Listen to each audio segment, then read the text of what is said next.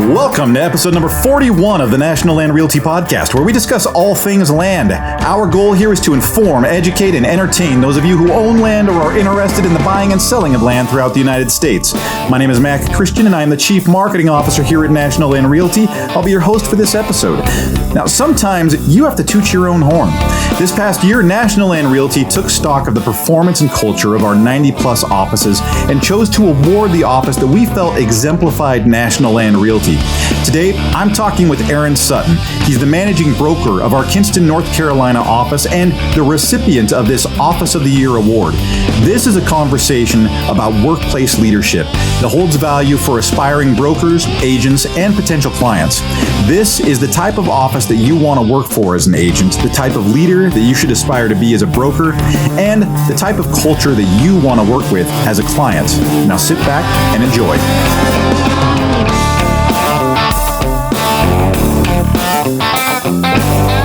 I'm sitting here with Aaron Sutton. Aaron, you're out of North Carolina, and your office this last year won Office of the Year, and it's something. It was kind of a newer award that we started doing, and it's something that we started.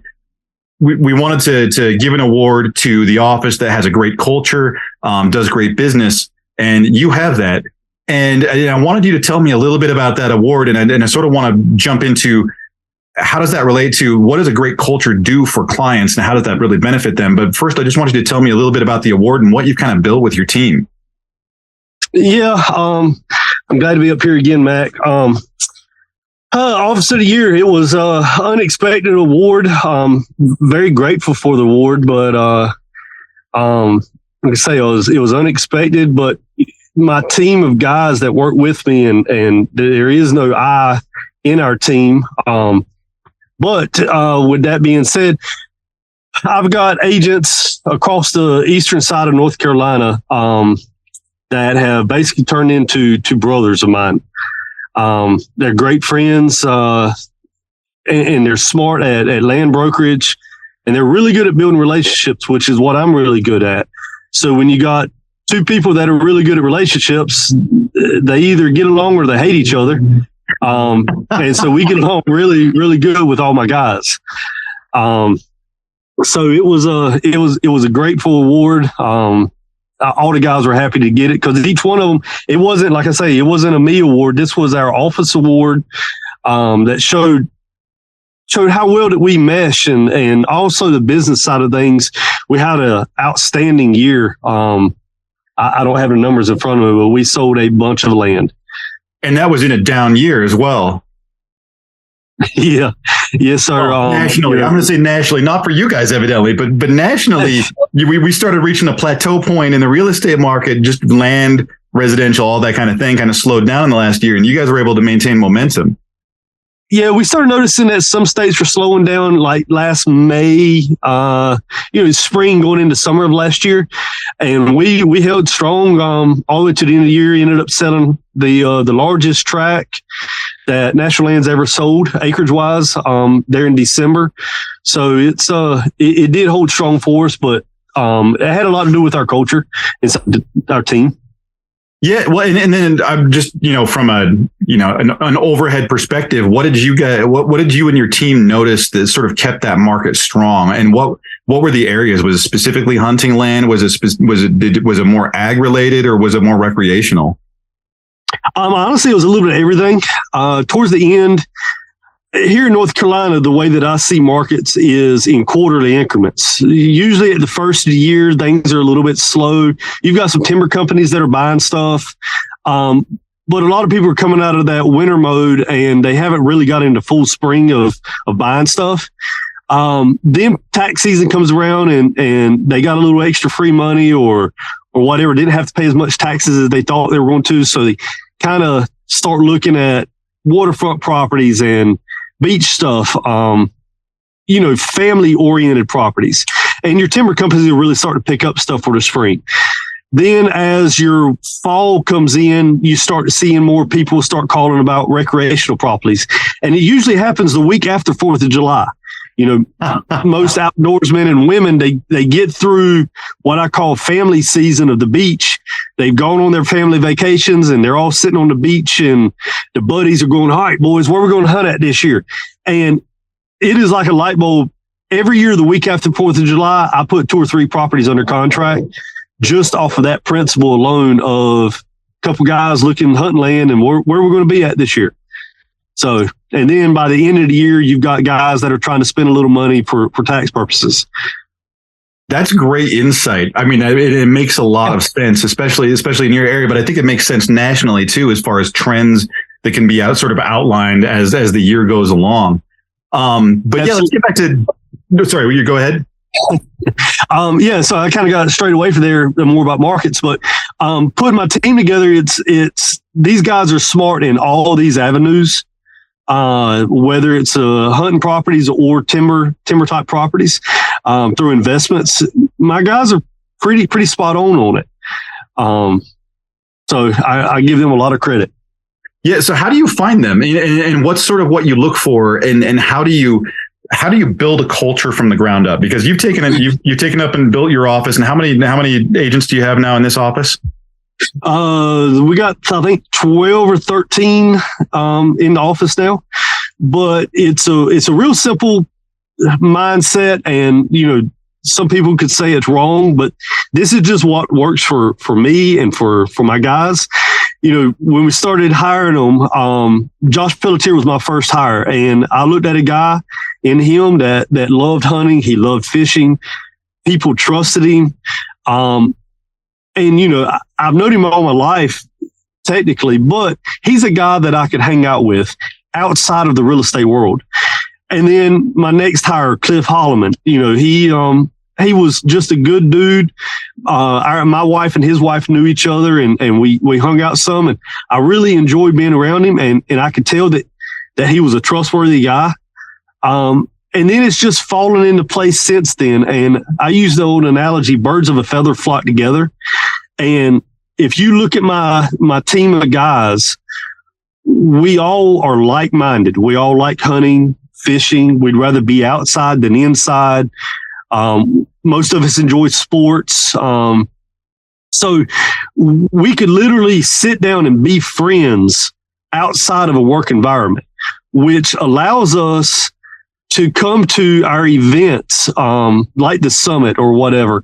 And I think it was even you, Matt, that came up to me and talked to me about the culture. Another agent, Corey Bowes, came up and mentioned, dude, how do you get your guys to get along and sit at a table? They want to sit at the table with each other. And it just goes back to that principle of birds of a feather flock together. They enjoy being around each other. And I'm not saying that they don't argue from time to time or, have qualms, but, we're able to get through it. And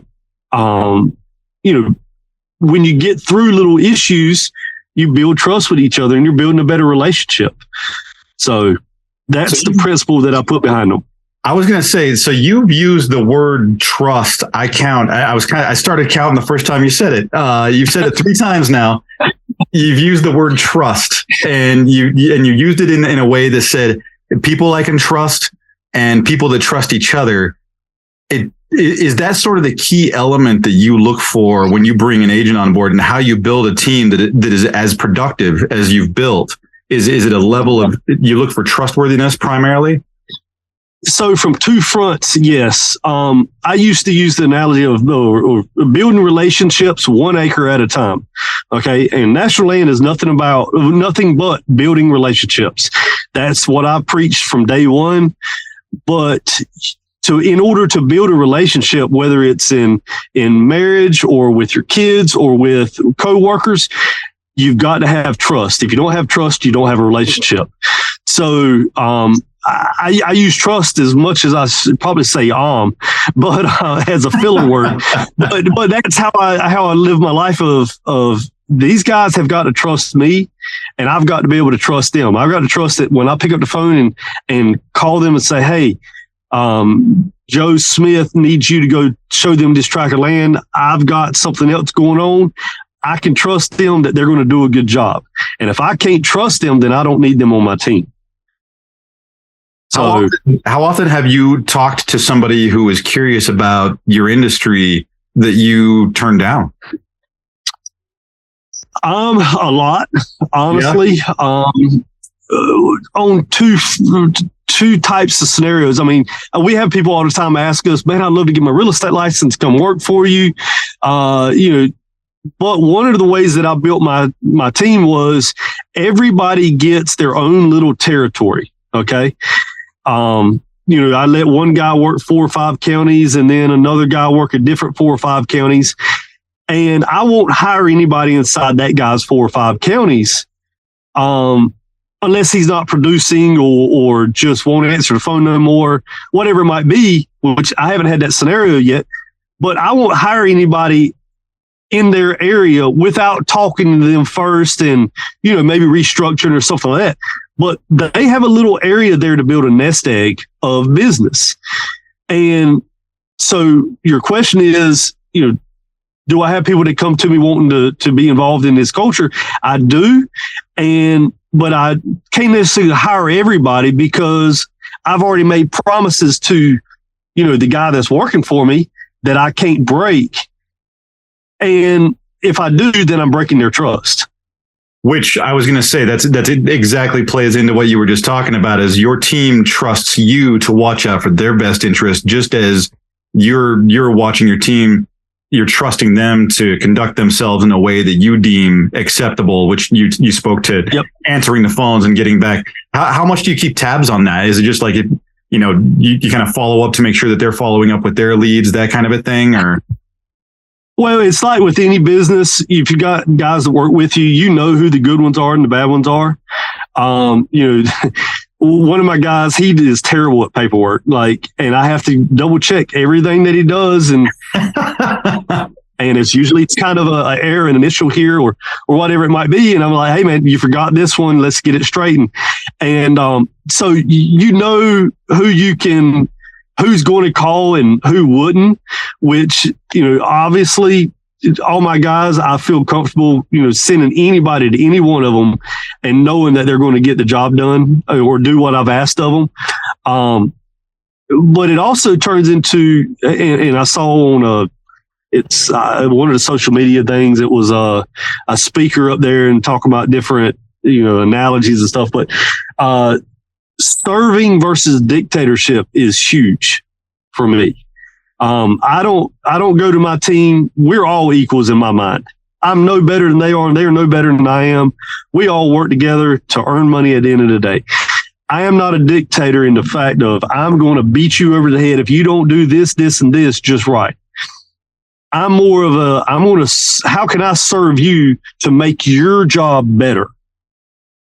And when you do that, you're able to build a better bond with your agents, and you have less turnover. I've never lost an agent. I've never had one quit on me. That's saying, and I don't know of anybody, even inside national land, that hasn't had somebody leave at some point. And I've been here for 6 years now, and I've never had one leave. I've never had one question about leaving. That's phenomenal. Tell me what that means for your clients, because building a business is one thing and building a culture is nice, but if you don't do business, then it's not moving the right direction. And you guys are doing a lot of business. So tell me how building this culture and focusing on trust and being more of a servant leader, what does that do for the end client? It does wonders for them, whether they realize it or not. And most of them do, but sometimes they don't realize the work that they're getting or the relationship that they built with this person, because they might not have ever dealt with another brokerage or whatever, good or bad. They don't really understand always what they've got sitting in front of them. From the group mindset that I've got with everybody, most of my clients that hunt and fish, they enjoy talking to the guys that work with us. Goes back to birds of a feather flock together. They enjoy picking up the phone and going, hey, Matthew Eakes, you got duck impoundments in Hyde County. Let's talk about some duck impoundments. And Matthew will sit down and talk to them for hours upon end about, why he done this with this duck impoundment and so on. and they aren't bored. They're engaged with the conversation because they're looking at buying duck impoundments, and here they are talking to a guy that builds and sells them. So, being able to build a team that does that is awesome. Do you look for agents that have a specific skill set in a given area, depending on that area? So you mentioned duck impoundments. Did you bring him on board because he lived in an area that had a lot of duck impoundments, or was that just kind of a byproduct of he lived in that area and it just factors in? It's two things there, and I say it's always two things. But I looked at his personality and who he was as a person. And Matthew is just him, for example. He is a phenomenal guy, upstanding Christian. He's a great dad. You could ask his wife. He's a great husband. I don't know if he is, but she would probably say that he is. He's a really good guy, a genuine guy. And that was the one thing that caught my eye about him. Then you look at him and say, all right, this guy understands duck hunting. He's from the Hyde County area, which is, for those that don't know, that's like our Stuttgart of North Carolina. It's where our ducks are. And he's born and bred right there. His father's farmer. And, so he understands his market very, very well. So it was both, he's just a good dude and he's knowledgeable in his market. Do you test him at all? Do you throw any zingers at him as you're bringing people in? No, because he might know more than me. But no, I try and help. Anytime I hire a guy, we do go through certain scenarios. And it's usually a worst case scenario, like just a jerk client that's, very needy or whatever it might be. I do try and give them some questions on those fronts. How would you handle this if somebody calls and, is complaining about something? Just to kind of give them some preface to, how to handle a situation. Or one of my guys, Turner, called me this morning. He's got a little issue, and one of his closings is about to fall through. And I told him, I said, Turner, you're the voice of reason. If you panic, they're going to panic. He was like, man, that makes sense, So it goes back to, you got to build trust and relationships with your clients, with your agents. And it all comes full circle in the end when commissions checks.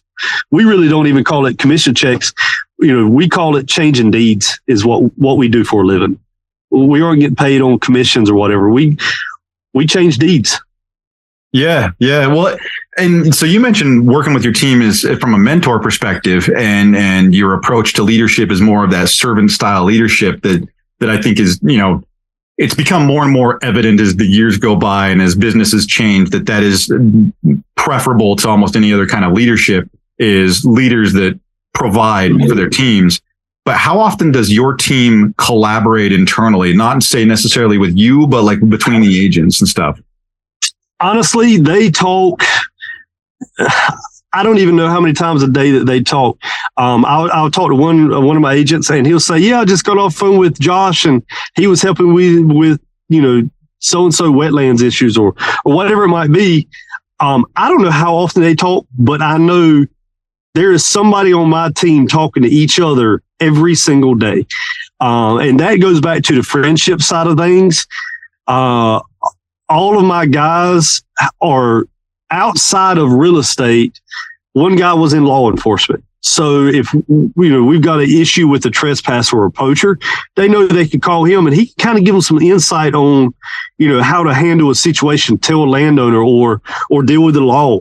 One guy's he's a wetlands guru. They all can call him and say, "Hey man, what about this?" One of them's a full-time farmer, and he does real estate on the side. So we could call and, get different ideas on, what's the market carrying for crop yields this year or whatever. So all my guys specialize in one thing or another.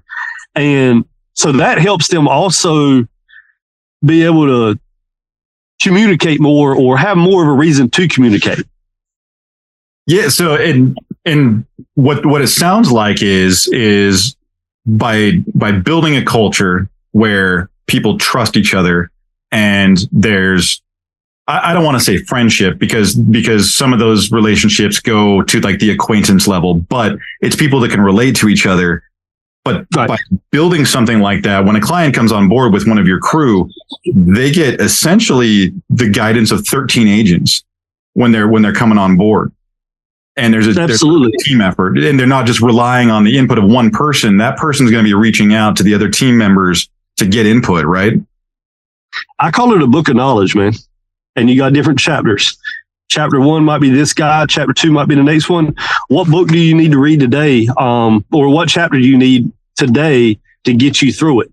It is the way I look at it. And so my entire team is just a book of knowledge on certain resources. Now, we don't know everything, but we know a lot, especially in the business that we're in. We know a lot about land.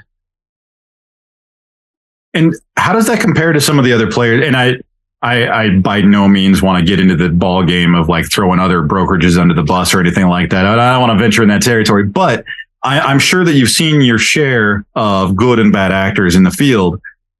How does your culture, as far as like if I'm a client, right, I come to you guys and the experience that I have with you versus the experience that I could have, say, where there's a team where the team is fairly cutthroat, where people try to like encroach on people's territories or everyone's kind of out for themselves and they don't have, say, like a servant leader like you sort of helping them right the ship.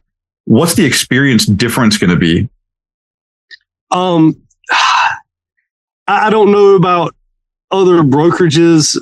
It's a hard one without saying something bad that might be misconstrued. Right. I just that within our group that we are not greedy.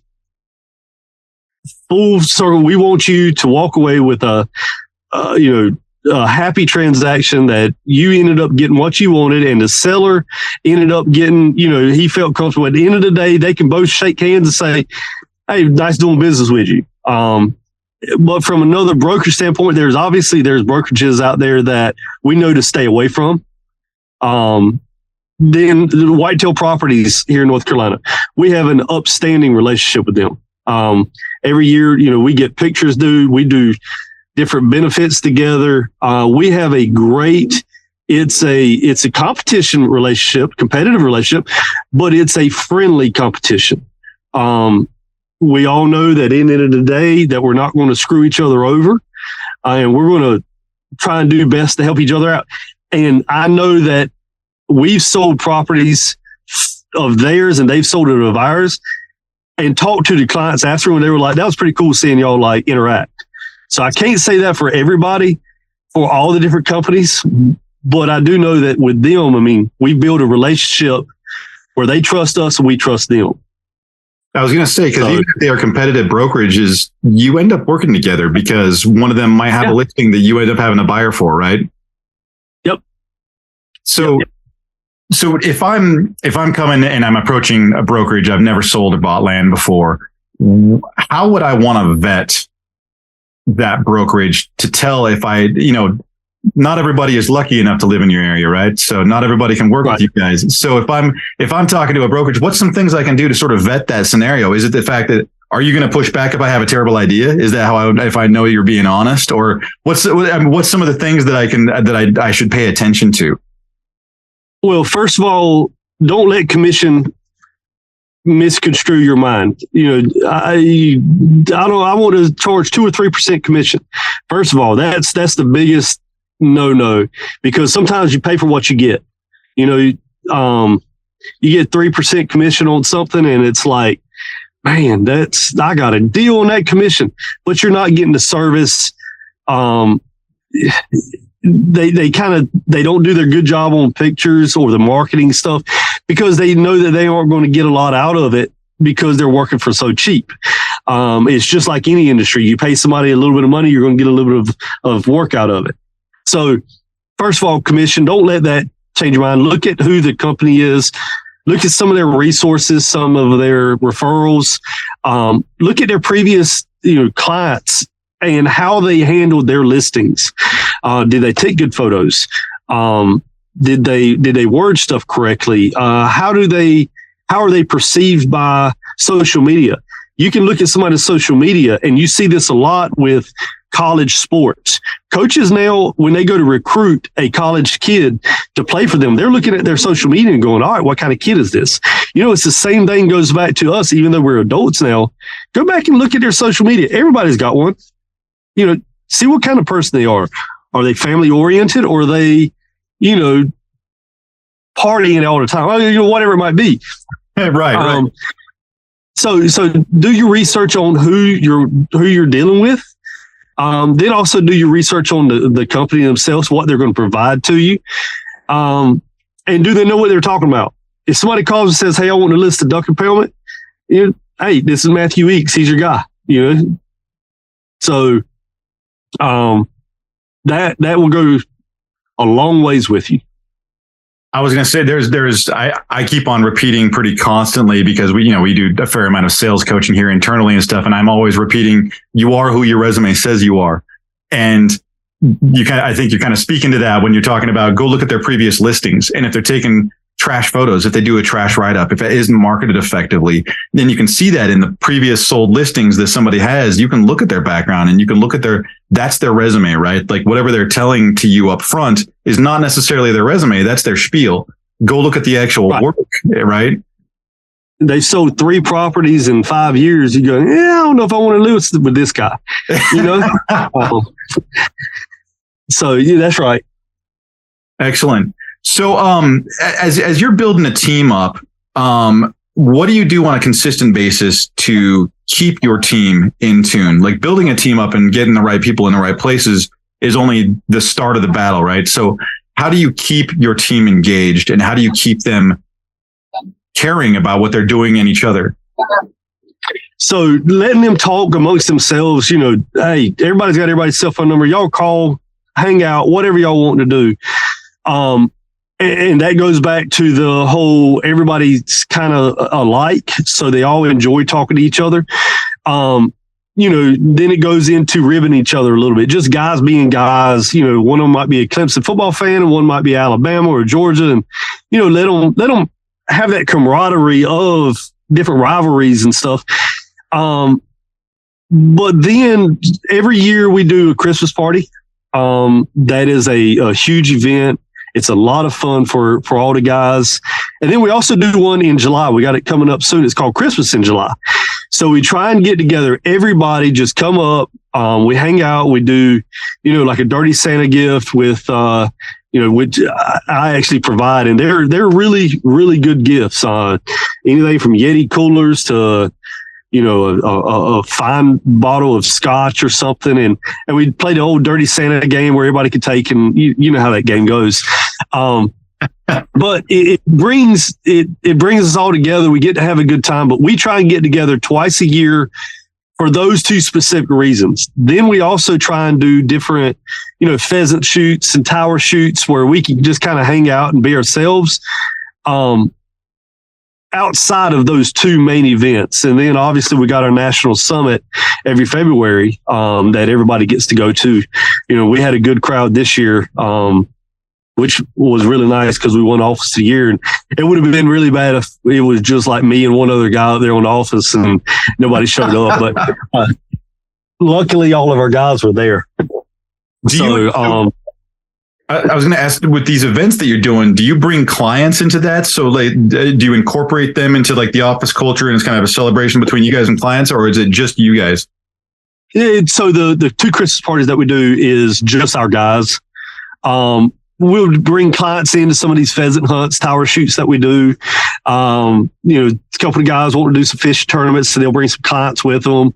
But just those 2 main events are just for our guys to spend a day together, just kind of shooting the breeze, cook some stew, just hang out amongst each other.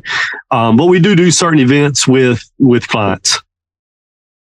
Because as you were talking, I was just thinking, I'm like, that's a great kind of culture builder too, is to bring in client success stories and bring in successful clients, and to have them all interact with each other as well. You get some validation there, as far as absolutely.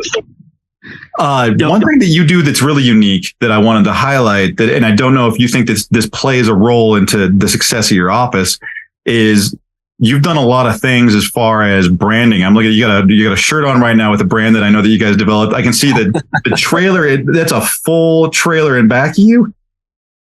Yeah, that's a full trailer back there. It's actually what's called a hybrid trailer, but I got my side by side on the back of it, and I've got an office on the inside of it. It's a full blown solar oriented office. The solar panels run everything. I've got a printer, a laptop, and everything in there. But I am all about branding. I feel like we need to do an episode on that. Dude, we could do a whole episode on just office. Ed Weathers calls and he's like, "Hey man, I need some of your marketing stuff." And I'm like, so I gave him the girls' names that I deal with, and they called me and they were like, "Ed is so funny. He asked for the Aaron Sutton edition, handbook of what Aaron buys to market to his team." So it's I'm all about loyalty. National Land, they trust me just as much as I trust National Land. I don't know if you've heard that from the corporate level or not, but I'm all in with the company. And so I'm not scared to put some money into the branding of the land logos and the hats and giving them away to clients and whatever. When you go into our office, I have got 500 t-shirts, 500 hats, koozies, mugs, tumblers, chapstick, pens, you name it. And any one of the guys can walk in there at any time and take 3 or 4 shirts, no questions asked, and just give them to their kids or whoever it is that they want. And they all know that they can do that, whether it's for a client and they need 2 hoodies, or they got a turkey hunt coming up and they need some camouflage hats. Come and get it. It's y'all's. We've all earned it. So come and just take it. I've never charged anybody for anything in there. I've seen it. It looks like a storefront, which is a really amazing thing. I'm sure too, as a client walks in for the first time and sees like this massive store of National Land, it's probably a fairly cool deal. Yeah, except for like we'll have my kids' birthday parties out in our shop, and because our shop is also my man cave area. But we'll have a kid's birthday party and all my friends come over, and next thing I know, like I've been ransacking. I look over at my little store area and I'm like, good gracious, they took a lot of stuff. But the only thing that I ask is that they wear it. If you're going to take it, don't put it in the back of your closet and never see it again. That's all I ask. Which is exactly the point, right? Yep. That's right. So any advice out there for new agents in the field or new brokers in the field as they get started?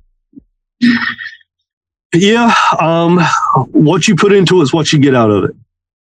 You put 90% into it, you'll get 90% out of it in commission checks. You'll see doing business. If you put 10% into it, you're going to see it and you're going to say, man, I'm not giving this my all. And I've told my guys that exact same phrase. And, there's money to be made. How bad do you want it? It's completely up to you. So that'd be the biggest thing is what you put into it is what you get out of it. Do you recommend that other people lead their brokerages the way that you do? I can't say that it works that it would work for everybody. I just know it works for me. I've got a good group of guys that, as far as I know, they're all happy. They have had other companies reach out and try and poach them is what we call it. One company in particular has tried to poach every single agent that works for me, and I've never lost one. So I say that I'm doing something right. It certainly would seem from the outside that, yes, that is the case. I hope so. Well, otherwise they're lying. Could also be the case there, right? It could be, possibly so. But no, I've got a great team, and National Land from a corporate level helps me a lot. From giving me the ability to kind of do like I want to. I don't have a strong hand with them that's beating me saying, you've got to do this, this, and this. No, it just when Jason Waters and me struck a deal, 7 years ago, he said, I want you to sell land. I said, well, the only thing I ask is don't come and put your thumb on me and don't let me be me. Let me do it. And he has never one time called and said, don't do that. He's let me do it like I wanted to. So from a corporate level, I appreciate that more than they would ever know. Allowing me to build a business inside of a business the way I want to. That's a great point. Gives me like warm fuzzies on that one, man. Well, I appreciate that, man. So, well, hey, man, I appreciate your time. I got you sitting in a truck wherever you are. I'm not sure if that's a parking lot or on the side of the road, but I want to let you go and get off the cell phone and get on your way with your day. So I can't express enough to you how much I appreciate your time. And it's obvious that your humility and your work ethic and the way that you've approached building a culture has been very successful. And I hope this information is useful to anybody listening, as either from the brokerage side of building their own office and looking at things that they can do, or from clients looking at who they want to work with. There's value on both sides of that equation. I just appreciate you sharing that with us. Absolutely. I appreciate you having me on, but I will say this thing to wrap it up. Even if somebody that's out there, and I don't know how many people, I know you got the data on podcast numbers, but if somebody ever wants to call and say, hey man, I like the way that you do business. They want to come work for National Land, or they just want to pick my brain. My phone is always on. So give me a call. I think that speaks volumes, man. I will have your contact information in the show notes. And so absolutely. And especially those in North Carolina, be reaching out to Aaron Sutton and his crew here in North Carolina. So Aaron, I thank you for your time, man. All right. Thank you, Matt. This concludes episode number 41 for the National Land Realty Podcast, discussing team culture and leadership with National Land Realty Managing Broker Aaron Sutton from Kinston, North Carolina. You can learn more about land ownership and the buying and selling of land at nationalland.com.